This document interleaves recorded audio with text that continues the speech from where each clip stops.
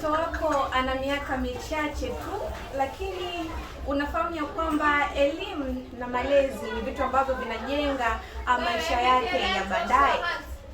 Kidako Media leo tumepata nafasi ya kufika katika shule hii ya Mikocheni Adventist Daycare and Nursery, na kwa namna pekee ashukuriwe Mungu mtukufu, nimepata nafasi ya kukutana na mwalimu mkuu wa shule hii. Tunakwenda kujifunza na kuzungumza mambo ambayo kila mzazi na mlezi unayenitazama mwenye mtoto mwenye umri wa awali unapaswa kuyafahamu. Na kwa faida yako mpenzi mtazamaji na msikilizaji, tupate kufahamu kwa ufupi utambulisho wa mwalimu huyu, majina yake kwa ufupi. Karibu. Asante. Kwa majina naitwa Mwalimu Shama Joshua Mdoko. Ni mwalimu mkuu katika shule hii ya Mikocheni Adventist Daycare and Nursery. Kwanza kabisa ninamshukuru Mungu, lakini pia ninafurahi kukutana na wewe. Ni jambo jema sana. Basi kwa siku hii ya leo, mpendwa mtazamaji na msikilizaji anaendelea kutufuatilia, natamani afahamu mambo kadha wa kadha katika shule hii. Labda kwa ufupi unaweza kutupatia historia ya shule hii? Je, ilianza mwaka gani? Asante. Shule hii ilianza miaka 15 na iko chini ya kanisa la Waadventista wa Sabato Mikocheni. Hawa ndio waanzilishi wa shule hii. Na ni nini hasa kilipelekea shule hii kuanzishwa? Asante. Kilichopelekea kuanzishwa hii shule, moja ni kuweza kutoa huduma ya malezi kwa kizazi husika hiyo, lakini pia pili ni kwamba watoto wanapolelewa ni muhimu wapate pia malezi mengine ambayo ni ya kiroho na ni huduma kwa jamii. Tuliwiwa kuanzisha kwa ajili ya kutoa huduma kwa jamii kama uko mpango. Amina. Kwa maana hiyo falsafa ambayo unatumia kufundisha watoto ni falsafa ambayo imejengeka katika kanisa la Waadventista wa Sabato bila shaka. Sawa kabisa. Ndio hiyo falsafa tunayoitumia na ndio inatusukuma, sababu ni agizo tuanzishe kwa ajili ya kutoa hayo malezi. Sawa sawa. Je, ni elimu ya namna gani hasa mnayoitoa kwa watoto, lakini pia ni watoto wa umri gani ambao mnawapokea katika darasa hii ama level hii ya nursery and daycare?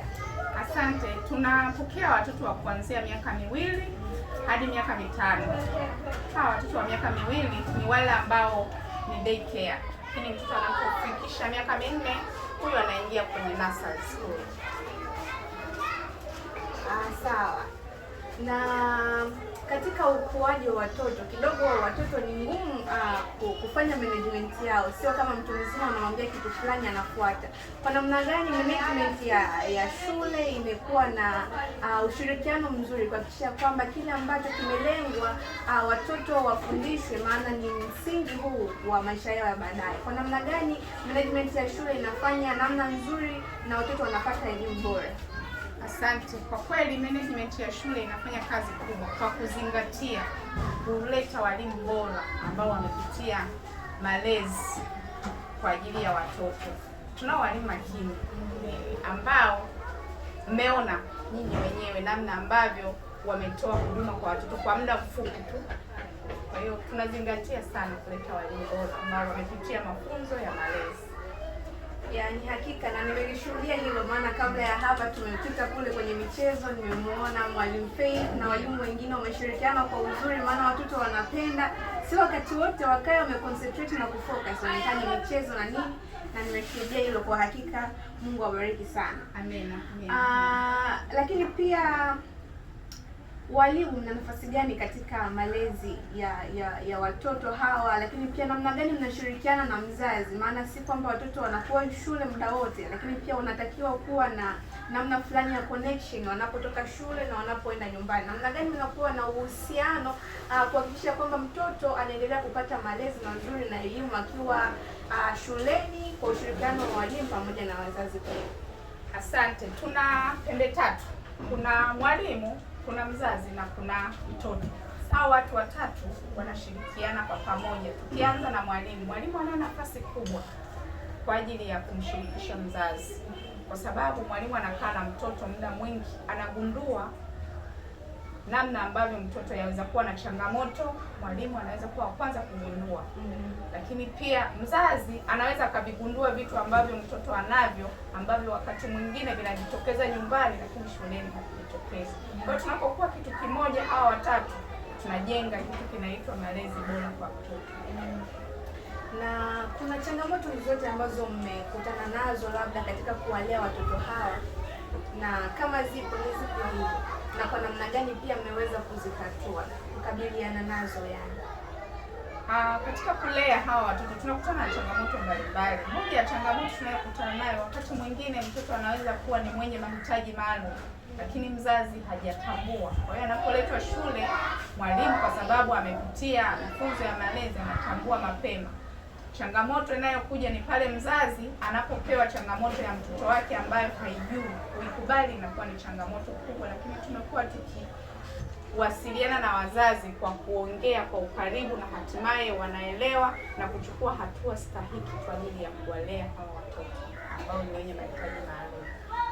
Changamoto nyingine ambayo tunakutana nayo ni pale ambapo mzazi anajua kwamba akimleta mtoto tu shule, awe ni wa mwaka na nusu au miaka miwili, anajua anakuja kuandika.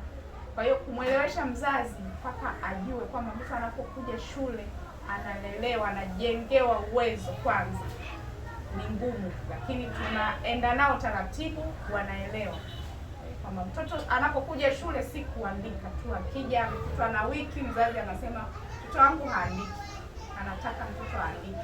Ni kumwelewesha mzazi kwamba mtoto si kuandika, bali tunamjengea uwezo kwa njia mbalimbali, ikiwemo kama michezo ambayo tumekwisha kuiona inamjengea uwezo mtoto katika ubongo wake. Sawa sawa. Kwenye kipengele cha mahitaji maalum, najua hii ni sekta pana kidogo, na shule hii mnahusika pia na watoto ambao wana mahitaji maalum, labda hawasikii, wengine hawaoni, wengine labda wana disabilities, labda ni walemavu. Hao pia mnawapokea? Tunapokea, na tunao wawili ambao wana mahitaji maalum wa kuongea. Tunao. Sawa sawa. Katika changamoto pia ndizo ambazo zinafanya sekta kukua mpaka kufikia wakati huu. Kwa takriban miaka yote toka shule kuanzishwa, ni mafanikio gani ambayo mmeafikia mnasema kwa kweli hapa tumepiga hatua fulani? Tunayo mafanikio mengi kama ulivyoona. Moja ni kuona watoto wanaotoka hapa wanakuwa ni watoto bora. Hayo ni mafanikio kwa shule. Yaani watoto wote waliotoka kwenye shule ya Mikocheni Adventist Daycare wamekuwa ni watoto wa mfano wa kuigwa huko wanakoenda. Miaka takriban 15 si haba, na maana wengine wako chuo. Kwa hiyo wamekuwa ni watoto au vijana bora huko wanakoenda. Lakini hatua nyingine ambayo tunaiona tumekuwa ni pale ambapo mzazi anakuwa anakubaliana na kile ambacho tunakitoa kwa ajili ya mtoto wake. Hayo ni mafanikio. Sawa sawa. Na kitu kingine ni kwamba katika namna ya kuoperate management ya hapa katika shule hii ya walimu wamekuwa wakihusika katika kufanya watoto wanapata elimu kwa namna pia ya kufurahia, kwa sababu watoto tumesema sio wale watu ambao ni kama mtu mzima na kama muda wote. Kwa namna gani watoto pia wanakuwa wametengenezewa mazingira ambao watafurahia namna ya masomo yao? Watoto wametengenezewa mazingira mazuri. Moja ni mwalimu kuonyesha upendo kwa watoto. Yaani hiyo tu inamjengea mtoto mazingira mazuri ya kumwamini mwalimu na kufanya chochote kitu kizuri ambacho kitaleta maendeleo ya mtoto. Kwa hiyo walimu tulio nao hapa, walimu makini kwa kweli, wamejenga mazingira mazuri sana, ikiwemo kuwajengea watoto uwezo wa kukuza vipaji vyao. Nadhani umeona michezo. Michezo ni mojawapo ya njia ambayo inamjengea mtoto uwezo. Kwa hiyo mwalimu akipenda michezo, anamjengea hata mtoto kuipenda michezo. Naam, mzazi ambaye anatutazama na mlezi, Kuna baadhi wamekuwa na mtazamo tofauti kuhusiana na nursery na daycare. Kwanza watoto ni wadogo, lakini pia watoto ndo msingi katika miaka yao ya awali. Ni kipi hasa ambacho unatamani mzazi fulani ambaye amekuwa na mtazamo fulani wa tofauti ama mtazamo hasi kuhusiana na nursery pamoja na daycare ambacho unatamani wewe umwelimishe na umwelekeze katika wakati huu wa sasa? Asante. Kwa kweli natamani mzazi atambue na atofautishe daycare ni nini na nursery ni nini. Daycare ni mahali ambapo mtoto analelewa, anajengewa uwezo, lakini pia ubongo wake unakuwa kwa kufanya vitu mbalimbali. Lakini anapoingia nursery anaanza sasa kusoma, anajifunza. Kwa hiyo mzazi, tukitambua hilo wazazi, hakitaharibika kitu. Mtoto unapomleta na miaka 2 utajua hapa ameenda kulelewa, lakini pia anaenda kujifunza vitu tofauti tofauti kwa njia ya vitendo, hasa katika michezo. Hiyo itamfanya mzazi yoyote asiogope kusema kwamba daycare si kitu, nursery ndio kitu. Daycare ndio msingi. Wazazi natamani tutambue hilo.